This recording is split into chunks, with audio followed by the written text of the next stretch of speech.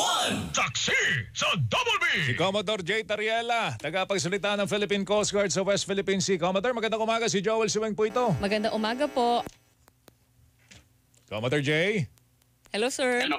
Hello, Sir Joel. Ma'am Weng, magandang umaga po sa inyo, sir. Magandang umaga po. Inyong mga taga-subaybay po. Opo, Good morning. ang expectation po namin, marami na po tayo mga nagpapatrolya dyan sa area yan dahil medyo nagkaroon po ng increased activity ang mga Chinese po dyan. At sinasabi, meron na raw mga underwater drone na pinakalat doon sa ilalim ng ating karagatan. Ano ba yung initial development at initial steps na ginagawa po ng ating pamahalaan dyan sa lugar na yan? Well, on the part of the Philippine Coast Guard, Sir Joel, sa pag-utos ng ating commandant, Admiral Ronnie Hilgavan, nitong mga nakaraang araw, nagpalipad na tayo ng mga aircraft natin to monitor physically itong mga Chinese research vessel na to. And based on our Maritime Domain Awareness flight yesterday, 2 research vessel ng China ang challenge ng ating aircraft dito at dinocument. Ito yung presence ng China Coast Guard, China research vessel Songshan Dazue na may distansya na 151 nautical miles west off the coast of Itbay at Zambales. And then the other one, yung Tan Sowerhao. Distance ito is somewhere between 40 to 45 nautical miles off the coast of Burgos, Ilocos Norte. And since we were able to confirm ang presensya nito, the commandant has also directed our Coast Guard assets, the vessels, to challenge directly and to escort them out the exclusive economic zone natin. Umaara mo, Sir Joel, 2 weeks or almost 3 weeks ago, ang Philippine Coast Guard was successful in driving away one China research vessel, and we documented them. And that was our first time na na-document natin na nagbabagsak sila dito ng submersible research vessel. At ito ay pinadala natin sa Department of Foreign Affairs and the National Task Force for the West Philippine Sea for these government agencies to take action.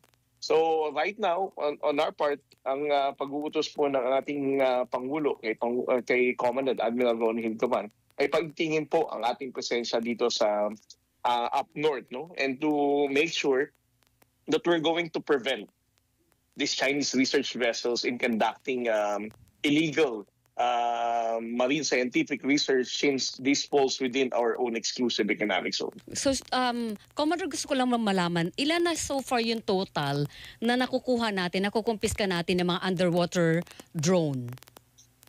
Well, with regard to the drone, Ma'am Weng, ito ay tiniturn over sa Armed Forces of the Philippines. I'm not really sure about the accurate number, pero sa pagkakaalam po, we were already retrieved as many as 6 or 7 underwater drones. Padami ng padami, tsaka palapit ng palapit sa coastal natin itong mga research vessel ng China. Commodore, parang mas nagiging brazen, mas nagiging matapang po sila. Well, ang sabi nga ni Commandant, Ma'am Weng, kahit anong tapang nila, mas matapang tayo. We'll be deploying our assets and to make sure that we're going to challenge, document, and even escort them out. Okay. Meron akong gustong ikulit sa isyong ito.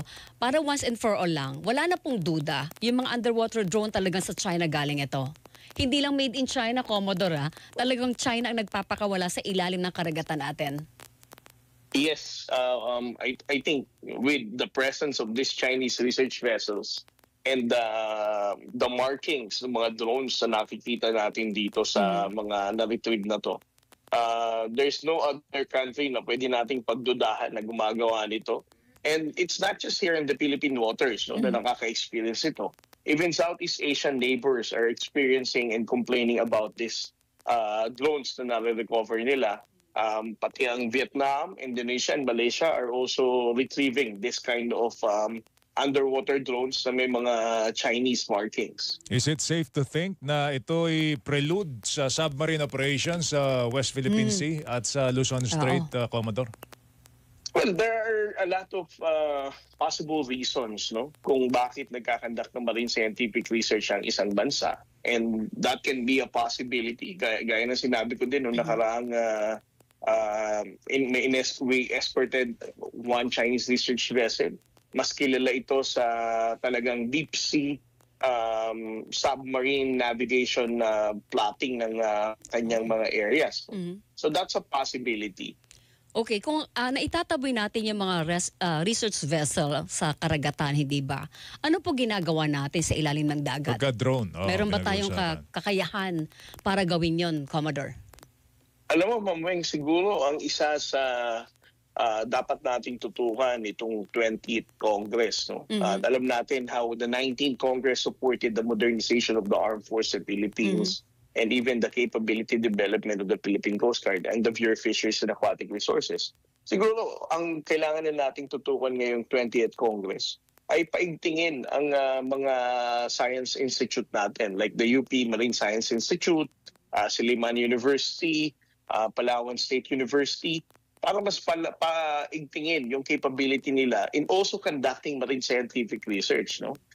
It's about time for us to also allocate funds para mas mapaayos nila ang kanilang capability, whether it's a research vessel or any other equipment na mas lalim ang kanilang capability pagdating sa paggandak ng marine scientific research. I think with that kind of capability, we can already understand what is the real intent of the Chinese government, why they're doing this marine scientific research within our own exclusive economic zone up north. So hindi kailangan pala na military capability din itapat natin do sa mga naglilipa ng drone sa ilalim ng dagat natin, Commodore. It can be done via civilian research institutions. Well, kung titingnan mo, Ma'am Weng, no? Etong mga Chinese research vessels na to are also under a civilian academic scientific institute. No? So hindi naman ito talaga military ang mga Chinese research vessels na to. So if we can also allow those science institutes na nandito sa Pilipinas, I think that's also a very positive impact, no? Pagdating sa pagkakandak natin ng our own scientific research. Okay, siguro Commodore, magandang matanong na rin sa inyo kasi, Weng, isa sa mga naging naging main issue in the election, sino ba dito sa mga kandidatong ito ang pro-China o pro-Philippines? Yes. Diba? May mga pro-China na nanalo. Yes. At pumasok sa Kongreso, merong mga pro-Philippines na natalo. Yes. At hindi nakapasok po sa kasalukuyang Kongreso ngayon. What do you think of a modernized Coast Guard sa ilalim po ng bagong Kongreso po ngayon? Alam mo, Sir Joel, no? Ang paniniwala ko pa rin, the voice of the people is the voice of God. And the awareness of the Filipino people right now, no? Kahit alam natin, hindi naman natin siguro alam, no? I mean, there are changes of heart, no? May change of mind din. Mamaya, na-elect nga siya sa Senado or sa Kongreso, na alam nating pro-China or anti-West Philippine Sea. But I would like to believe, no, na kung tataas ang pressure ng ating publiko, makikinig siya sa panawagan ng ating mga kababayang Pilipino na palakasin ng Armed Forces of the Philippines, paigtingin ng Philippine Coast Guard, and even the capability of our marine scientific institutes. I don't think that any politician would say no. Kaya mas mahalaga ngayon, ang i-address talaga natin yung awareness ng ating kababayang Pilipino. Kasi kung titingnan mo, Sir Joel, ang nag-upo sa mga ito ay ang mga kababayan nating Pilipino. So kung ang kababayan nating Pilipino alam talagang ipinaglalaban natin and the need for the Armed Forces of the Philippines to modernize, therefore, sila din na magpupush, no, sa mga miyembro ng Kongreso at Senado na to. And I don't think a stupid politician would think na wag natin, ignore natin to kasi ang pinaglalaban ko talaga interest ng China.